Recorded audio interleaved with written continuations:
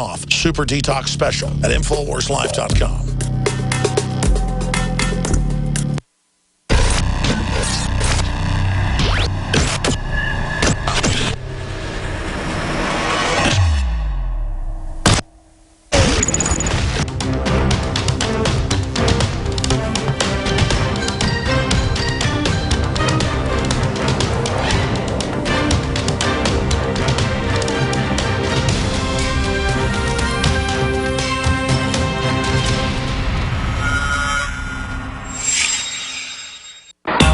And because early voting runs through this Friday, you don't have to wait till Election Day. You can vote all week. The Rio Arriba County Clerk's Office reported this afternoon that a voter trying to cast an early ballot in Espanola today was told he had already voted 3 days prior. Activist on the tape goes on to suggest that discarded ballots could be collected from what she called Ghetto Aurora, saying that African Americans and Mexicans tend to throw out their ballots. And as for those programs we do need, I'll make them work better and I'll make them cost less. Thousands of federal workers are issued taxpayer-funded credit cards so long as they buy items that cost less than $3,000 or micro purchases. Our review found about $20 billion in just about the course of a year. We'll save billions by cutting waste and improving management and strengthening oversight. We asked all of these other major federal agencies based here in D.C. for their micro purchase shopping lists, and all refused. I'm pledging to cut the deficit we inherited by half by the end of my first term in office. The Independent Congressional Budget Office warning a new fiscal crisis is coming if Washington doesn't get its spending in check. Raising the debt ceiling, which has been done over 100 times, does not increase our debt. If you got a business, that you didn't build that. Somebody else made that happen.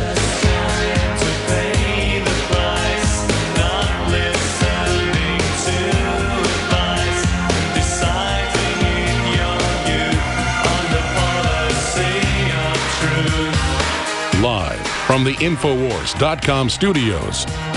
First, Ebola is not spread through the air like the flu. Ebola is capable of entering human airway cells. Ebola is primed to be able to have respiratory transmission. Crashing through the lies and disinformation. It's Alex Jones. You are either with the Republic or against it.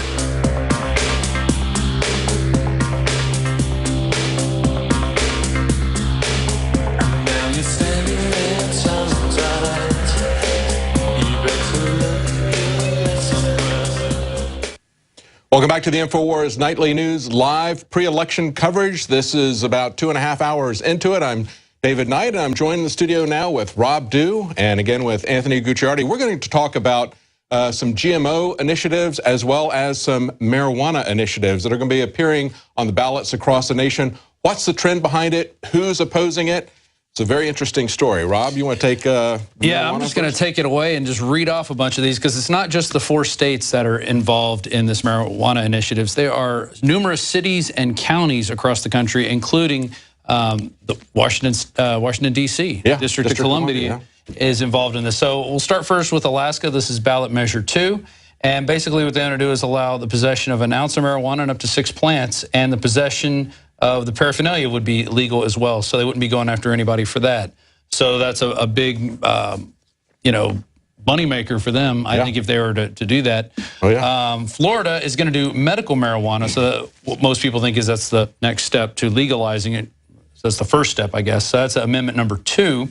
And medical, they use by a qualifying patient or a personal caregiver is not subject to criminal or civil liability. A licensed physician is not subject, and a registered medical marijuana treatment center. Now, before you leave that one, when that first came out, that was this summer, that had 90% support. They need to have 60% to make it a law. Sheldon Adelson got involved in that. And of course, he is not involved in any of these legalization issues, but he got involved in opposing medical marijuana and saying that that's a gateway to legalization. Well, then, if that's really his issue, okay, and he is about 90% of the budget opposing this, this casino owner from out of state, from Nevada, if that's really the issue, then why isn't he opposing these outright legalization issues elsewhere? Well, as Vice pointed out when they looked at Vice.com, they said he's been for a long time trying to get casino operations in Florida, which basically have been monopolized by the Seminole tribe there. So he's been trying to get his foot in the door, doing the Republicans a favor there. And, you know, I've seen firsthand what happens to a small, medium-sized community when gambling comes in. And I lived in Southwest Louisiana. I was born in Lake Charles, Sulphur area. Moved away for about 8 years, came back, and in that time, the casinos had developed in that area. Well, yeah, they did raise some money for the schools, but when the legislators came back and said, hey, we want to take a little more money for the schools, they threatened to cut and run. I do like the fact that they built these on lands where chemical plants were, so these are lands that couldn't be used for anything else. If you've ever seen a giant chemical facility there in Louisiana, I mean, it's pretty atrocious what they've done to the environment. But this is also stuff we need, so they put it in one area. So these things are there. Also, there's an increase in the number of Waffle Houses and pawn shops. I mean, it exponentially increases with the number of casinos there. So, you know, yeah, it did provide some jobs. I had some friends who were dealers, made some good money. A friend of mine who I hadn't seen in a while said, hey, you know, me and my wife are dealers, and we make enough money that, you know, we get to both stay home and keep our kids, you know, we don't send our kids to school, we homeschool them. So it's not all bad, but I'm not a big proponent of gambling. They can probably make money providing medical marijuana to people as well. Yeah. That's a good point, Rob. What is more harmful to the community? Gambling or allowing people to have medical treatment from a natural substance? Look at Atlantic City.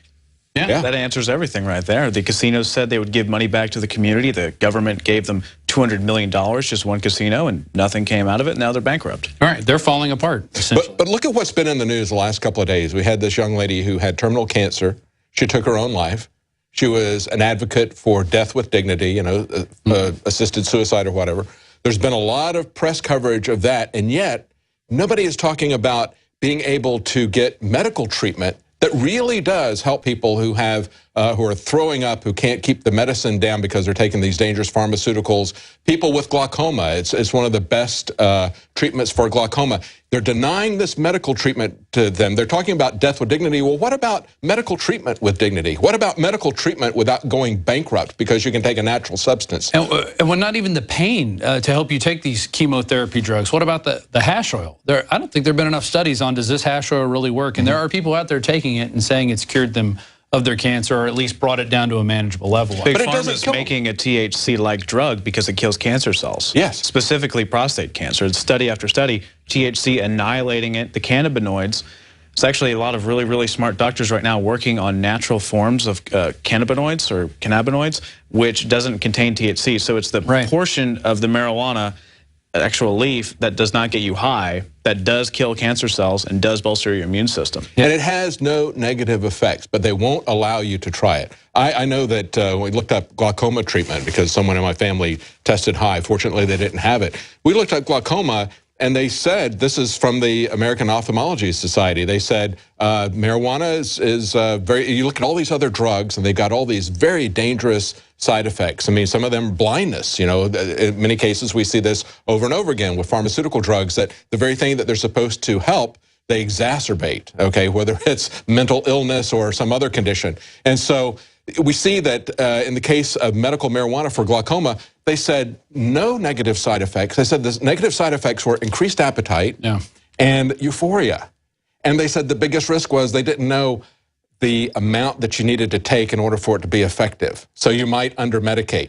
I mean, that's it. But we are not allowed to do that. If you take it, the big side effect of taking marijuana, of course, is going to be some goons confiscating your property, sending you to jail, because 80% of the people that are in jail over this idiotic war on drugs prohibition, because alcohol prohibition failed, and now after 40 years, the drug war is a total failure. 80% of the people who are in jail are there because of marijuana. Well, Rob's got a huge stack, I think. And I've got a story coming up about that, too. Oregon has also wanted to do the same thing. The difference between them and Alaska is they want to allow up to 8 ounces of dried marijuana and up to 4 plants. So they say 6 is too many, 4 is good enough. How do they come up with these numbers anyway? I mean, it boggles the mind, but I guess 4 is better than none. And then the interesting one is Washington State. They want to, they're talking about eliminating a tax or having different measures on whether they're going to have tax or repeal it or maintain a tax on the medical marijuana or the marijuana that they do allow there now.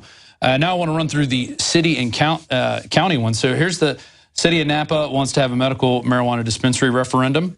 They would veto a referendum that authorized a regulated city or a regulated dispensary. So they're saying, well, hey, we don't really want this in our community, which is interesting. And I kind of there's another one in here from Colorado. They're saying they don't want it in their city as well, which I think it's the right of cities to say, you know what, let's vote on this as a community. Do we want this here? Do we not? A lot of the skiing communities up front say they're against it, but they're selling it everywhere. They just say they're against it on the slopes. I was there in January when it just became legalized, and in Breckenridge they had, I think, 3 different shops that you could go into, but there were signs everywhere to not smoke it anywhere on the ski resort. Grosse Pointe, everyone followed that. Oh yeah, Grosse Pointe Park marijuana decriminalization proposal. So they want to decriminalize it. That's in Wayne County, Michigan. So that's sort of in the center of the country. And there's actually a big pro, or I guess anti-marijuana criminalization movement going on in Michigan. So up there in that Upper Peninsula area. The city of South Portland, they want to have a recreational marijuana legislation measure. The city of Santa Ana, they want to have something, if approved, it would establish a medical marijuana regulation ordinance. So they want to, I guess, get in on the tax money that is available.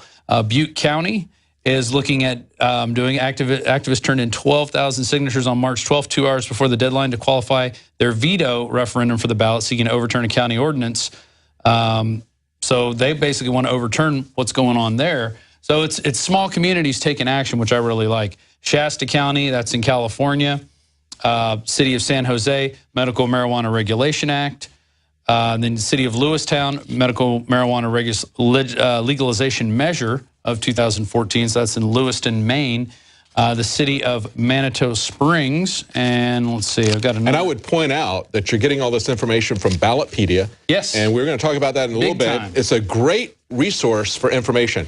You can search it by your location. You can search it by state. You can search it by issue, which is what Rob did here. Ballotpedia is one of these things like Wikipedia. It's free online support. They ask for your charitable donation. But you can go down and you can drill down and look at individual candidates. You can see where they're getting their money. I mean, they even go down and they have all the different parties that they had, like house parties where people gave them money, and they show how much the different plates were for that, in the different places. So you can also look at their net worth and see how their net worth has increased since they've been in Congress. That's a real telltale sign. So it's a great source for information. But going back to marijuana. Going back to this, Manitou Springs is actually, they want to repeal, they're trying to spearheading this group to get it from being sold in that area. That's in Colorado, El Paso County, Colorado. And I guess they don't want to have it in their area. They don't want the tax dollars that go along with it. Maybe they think it's caused an increase in crime. I think most places are saying they're seeing decreases in crime. Here's an interesting one that actually passed in August of 2014. This was the City of Oak Park, a marijuana decriminalization proposal, and it passed with 53% of the vote compared to 46%. And finally, I think that if this happens, it's just a coup de grace to what's going on in the federal policy. Washington, D.C. Marijuana Legislation Initiative 71. So you can check out all these on Ballotpedia. They're all there. You could check out any number of measures, anything you're interested in, not just marijuana, not just GMO labeling. Pretty much anything out there you can find out about, and lots of other stuff, historical examples. Say something's been failing in your area. Maybe look at other areas and see when they failed. What did they do to make it right? Well, how did they fix it and finally get it passed in their area? These 2 final things. There's a Drug Sense. This is off the drugsense.org. They have the drug war clock, and it just shows, if you can pull the clock up, how much we've been spending just this year, federal, state, and then the total. I mean, and it's up about a couple hours ago, it was at $12 billion. We're still at $12.7 billion.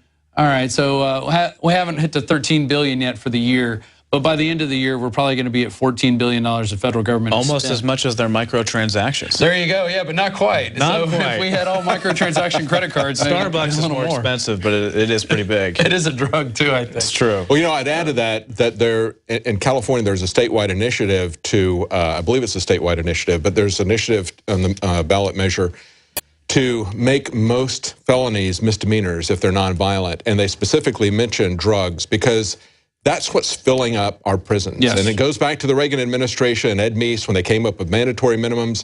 They didn't have the prison capacity to put everybody in at the time, and so they started letting violent criminals out on the streets, murderers, rapists, that they would let go so they could lock up somebody who had not hurt anybody, who was growing, let's say,